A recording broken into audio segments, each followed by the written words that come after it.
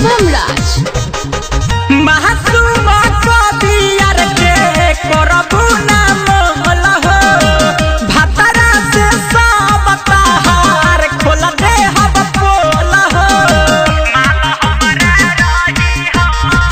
महासुमा कबियर के करबू ना मोल हो भतरा से सब तहार खोल दे हब पोल हो बुहले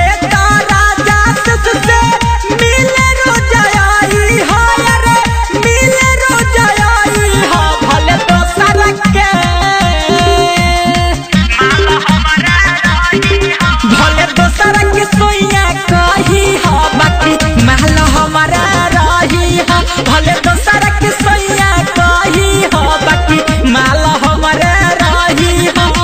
presented by Ragini Music।